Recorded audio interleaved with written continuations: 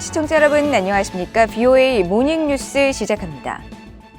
한국이 21일 자체 기술로 개발한 위성 발사체 발사에 성공했습니다. 이로써 세계에서 실용급 위성을 자력으로 발사할 수 있는 7번째 나라가 됐는데, 전문가들은 이 같은 위성 발사가 대륙간 탄도미사일 ICBM 개발을 명분으로 한 북한의 위성 발사와는 다르다고 지적했습니다. 첫 소식 조상진 기자가 보도합니다.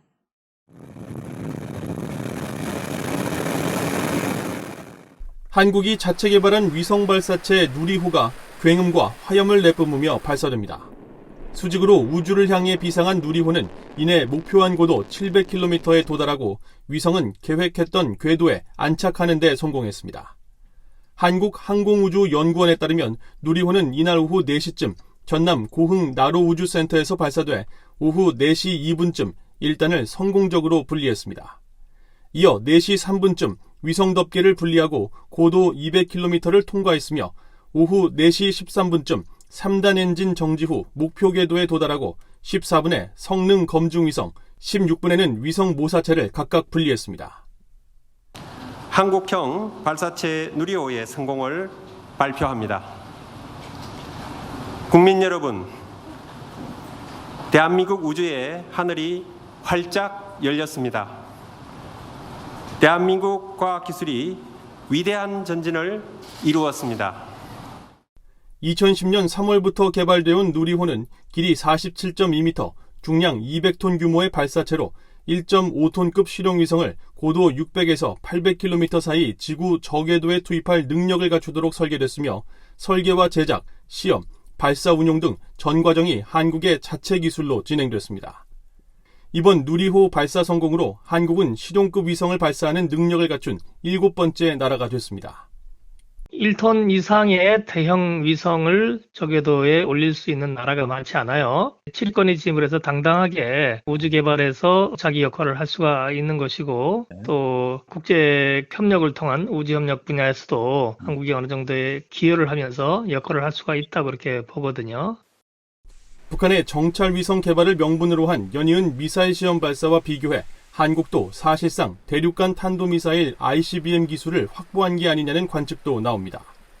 전문가들은 그러나 누리호는 발사 준비 시간이 길고 전용 발사대를 필요로 하는 영하 183도의 초저온 액체 산소를 산화제로 사용하는 순수 위성용 우주 로켓이며, 북한의 위성 발사체는 사산화질소 같은 상온 추진제, 즉 ICBM에 사용하는 추진제를 쓰기 때문에 ICBM 발사를 명분으로 한 북한과 한국의 위성 발사는 다르다고 지적했습니다. ICBM을 위해서 군사용 액체 로켓을 개발한다 그러면 그렇게 액체 산소 같은 그런 산화제를 안 쓰죠. 왜냐면은 그 극저온을 유지해야 되기 때문에 실제 군사용으로 쓸 수가 없는 거죠. 북한은 우주의 평화적 이용을 명분으로 그동안 은하와 광명성 등 인공위성을 발사해왔지만 미국과 한국 등 국제사회는 이를 ICBM 개발을 위한 위장으로 평가해왔습니다. BOA 뉴스 조상진입니다. 권영세 한국통일부 장관은 북한이 7차 핵실험 준비를 완료한 상황이라면서 핵실험 감행 시 안보와 경제가 크게 악화할 것이라고 경고했습니다. 권 장관은 21일 기자간담회에서 북한의 7차 핵실험 가능성에 대해 물리적 준비는 완료된 상태라면서 급작스럽게 진행될 수도 있고 내년 3월을 넘길 수도 있다고 판단하고 있으며, 북한이 언제 정치적 결단을 통해 핵실험을 감행할지는 알 수 없다고 밝혔습니다. 이어 북한이 핵실험을 통해 핵기술의 진전을 이룰 수 있을지는 모르지만 결국 북한의 안보와 경제를 악화시키는 결과로 귀결될 것이라는 점을 분명히 알아야 한다고 말했습니다. 그러면서 북핵 문제는 더 이상 남북만의 문제가 아닌 만큼 미국을 포함한 국제사회와 긴밀한 공조 아래 더 강한 대북 제재와 한미 군사공조 방안을 강구 중이라고 강조했습니다. 미국 의회에서 이번 주 한국의 난민 정책을 점검하는 청문회가 개최됩니다. 지난해 한국 문재인 정부의 이른바 대북전단 살포금지법 청문회를 개최했던 미국 의회가 이번에는 한국의 인권 상황을 집중적으로 점검하는 건데, 청문회를 개최하는 의회 내 기구는 한국의 난민 수용률이 선진국 중 최하위라고 지적했습니다. 이조은 기자의 보도입니다. 미국 하원 내 초당적 코커스인 톰 렌토스 인권위원회가 한국 내 난민 실태와 한국 새 정부의 난민 정책을 점검하는 청문회를 오는 24일 개최한다고 밝혔습니다.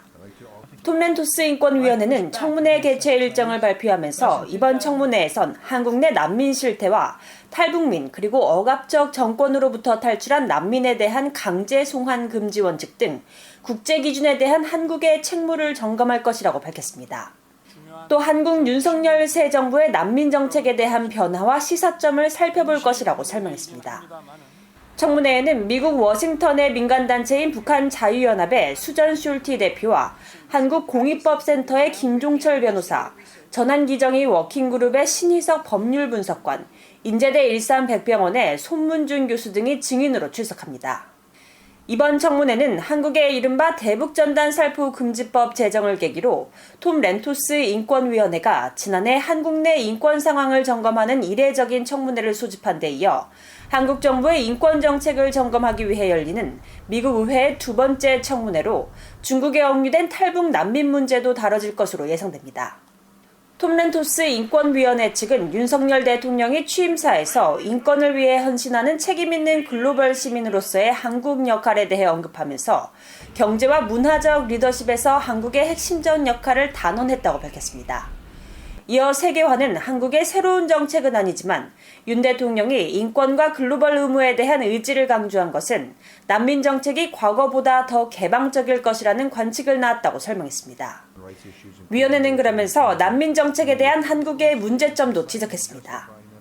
한국은 1951년 채택된 유엔 난민협약 당사국으로 1992년 난민협약에 가입했지만 2001년이 되어서야 처음으로 난민을 인정했고 난민지위 부여 비율이 선진국 중 최하위권이라는 것입니다.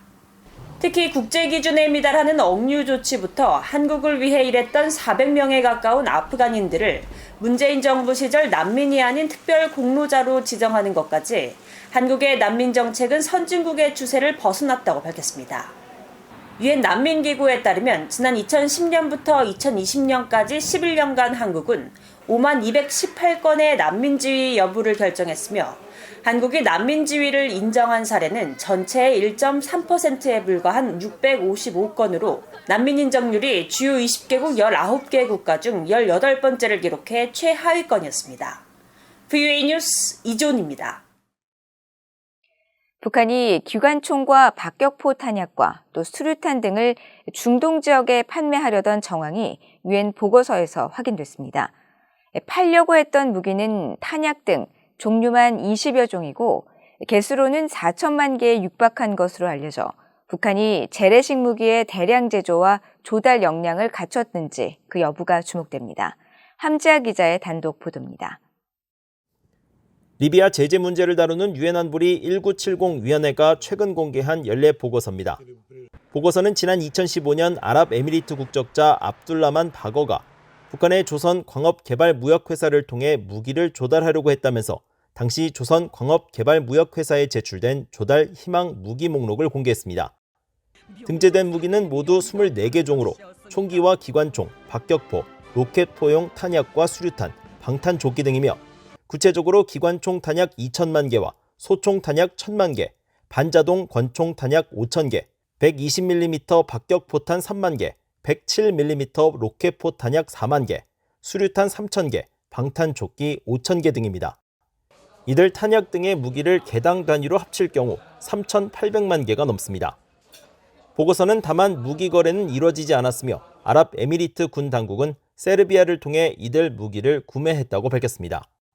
이어 당시 거래 성사를 위해 북한 국적자 김윤송이 바거와 연락을 주고받고 조선 광업개발무역회사와 관련이 있는 것으로 보이는 이란 주재 북한 대사관 3등 서기관인 장용선과 리형이란 인물이 관여하는 등 당시 북한이 중동 지역에서 무기 거래를 시도했었다는 사실이 확인됐습니다. 거래는 무산됐지만 수천만 개에 달하는 탄약 등에 대한 거래 정황으로 볼 때 북한이 이들 탄약을 직접 제조하거나 최소한 다른 나라로부터 조달할 수 있다는 사실이 확인됐습니다. 북한은 과거 여러 차례 중동과 아프리카 등지에 무기를 판매하고 있다는 지적을 받은 바 있습니다. 유엔 안보리는 대북 제재 결의를 통해 북한의 무기 거래를 전면 금지한 상태지만 북한이 무기 판매를 시도하거나 실제로 성공한 사례가 지속적으로 나오고 있습니다. 유엔 등은 아프리카 예멘의 후티 반군이 북한이 만든 73식 기관총을 사용하고 있다고 밝혔으며 후티 반군이 발사한 단거리 탄도미사일은 북한의 화성 6형 미사일의 개량형일 가능성이 높다고 지적하기도 했습니다. 또 2016년에는 북한을 출발해 에리트레아로 향하던 선박에서 군사용 고주파 무전기와 암호 해독용 마이크, GPS, 고주파 안테나 등이 적발됐으며 콩고민주공화국에서는 북한제 권총과 AK-47 소총이 발견돼 논란이 일었습니다. BOE 뉴스 함재합니다. 한국을 방문하고 있는 세뮤얼 파파로 미국 태평양 함대 사령관이 이종섭 한국 국방부 장관을 만나 북한 문제 등 한반도 현안과 연합 방위태세 강화 방안을 논의했습니다. 파파로 사령관은 21일 서울 국방부 청사에서 이 장관과 면담하고 북한의 어떠한 도발에도 단호하게 대응할 수 있는 한미 연합 방위태세가 굳건히 유지되고 있다며 태평양 함대 사령부가 이러한 연합 방위태세에 가장 헌신적으로 임하고 있다고 밝혔다고 한국 국방부가 전했습니다. 한국 국방부는 또 파파로 사령관이 미한 양국 해군 간 협력을 미한 동맹의 가장 성공적 사례 중 하나로 평가하면서 앞으로 양국 해군 간 협력의 심화 발전을 위해 노력해 나갈 것임을 강조했다고 밝혔습니다. 이어 이 장관도 최근 북한의 핵과 미사일 개발에 대한 집착과 연이은 도발로 한반도를 둘러싼 안보 상황이 그 어느 때보다 엄중하다고 진단하면서 한반도와 영내 안보 정세, 미한 동맹 발전 방향 등을 설명했다고 전했습니다. 미국과 일본의 외교 국방당국이 확장 억지 협의를 실시하고 영내 안보 정세와 미일 동맹 방위태세 등 억지력 강화 방안을 협의합니다.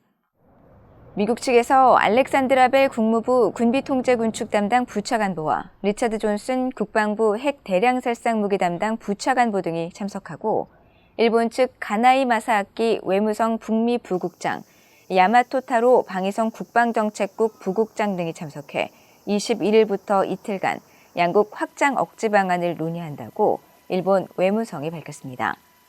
이번 회의에서 양측은 영내 안보 정세 약화에 따른 미일 동맹의 방위 태세와 핵과 미사일 방어 정책, 군비 통제 문제 등을 논의하고 확장 억제 강화 방안을 협의할 것이라고 일본 외무성은 전했습니다. 미일 확장 억지 협의는 미일 간 핵 미사일 방어 태세 강화 방안 논의를 위한 공식적인 대화 창구로 지난 2010년 시작돼 매년 정기적으로 개최되고 있습니다. 이상으로 BOA 모닝 뉴스를 모두 마칩니다. 시청해주신 여러분 고맙습니다.